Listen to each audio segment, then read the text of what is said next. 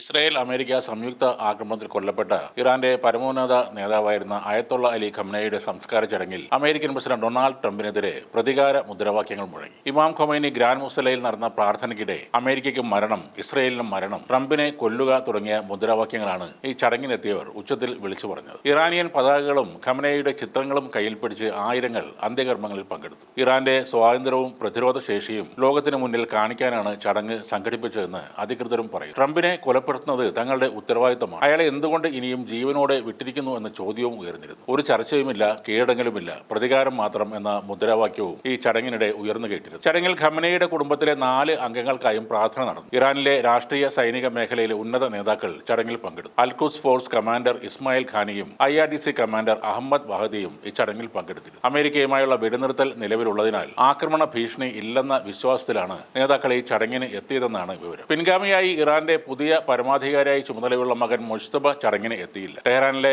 30,000 പേരെ ഉൾക്കൊള്ളാൻ ശേഷിയുള്ള പ്രാർത്ഥനാ ഹാൾ പുലർച്ചെ തന്നെ നിറഞ്ഞിരുന്നു. ആദ്യ ദിനത്തിൽ 20 ലക്ഷത്തിലധികം പേർ ചടങ്ങിൽ പങ്കെടുത്തിരുന്നു. വിലാപയാത്രയോടനുബന്ധിച്ച് രാജ്യത്ത് അതീവ ജാഗ്രതയാണ് പുലർത്തുന്നത്. ടെഹ്റാനിൽ നടക്കുന്ന വിലാപയാത്രയിൽ ജനത്തിരക്ക് മൂലമുണ്ടാകാൻ സാധ്യതയുള്ള അപകടങ്ങളിൽ 1500 മുതൽ 3000 വരെ മരണങ്ങൾ സംഭവിച്ചേക്കാമെന്ന നിഗമനത്തിൽ ഇറാൻ അധികൃതർ വലിയ ഒരുക്കങ്ങളും നടത്തിയതായി ജർമ്മൻ മാധ്യമം റിപ്പോർട്ട് ചെയ്തു. മുൻകാലങ്ങളിൽ പ്രമുഖ നേതാക്കളുടെ വിലാപയാത്രക്കിടെയുണ്ടായ തിക്കിലും തിരക്കിലും പെട്ടുള്ള ദുരന്തങ്ങളുടെ പശ്ചാത്തലത്തിലാണ് ഈ പ്രത്യേക മുൻകരുതൽ. വിലാപയാത്രക്കിടെ ഉണ്ടാകുന്ന കൂട്ടമരണങ്ങൾ കൈകാര്യം ചെയ്യാൻ ടെഹ്റാൻ മുനിസിപ്പാലിറ്റി പ്രത്യേക വിഭാഗം രൂപീകരിക്കുകയും നഗരത്തിലെ ബോഹേഴ്സ് ഈ സഹറ സെമിത്തേരിയിൽ ആയിരക്കണക്കിന് പുതിയ കല്ലറകൾ സജ്ജമാക്കുകയും ചെയ്തതായി ആ റിപ്പോർട്ടിൽ പറയുന്നു. മുൻകാലങ്ങളിലുണ്ടായ വൻ ദുരന്തങ്ങളാണ് ഇത്തരമൊരു സുരക്ഷാ മുൻകരുതലിലേക്ക് ഇറാനെ നയിച്ചത്. 2020 Islamic revolutionary guard corps commander Qasim സുലൈമാനിയുടെ വിലാപയാത്രക്കിടെ ഉണ്ടായ തിക്കിലും തിരക്കിലും പെട്ട് 56 പേർ കൊല്ലപ്പെടുകയും 200-ൽ അധികം പേർക്ക് പരിക്കേൽക്കുകയും ചെയ്തു. 1989 ഇസ്ലാമിക് റിപ്പബ്ലിക്കിന്റെ സ്ഥാപകനായ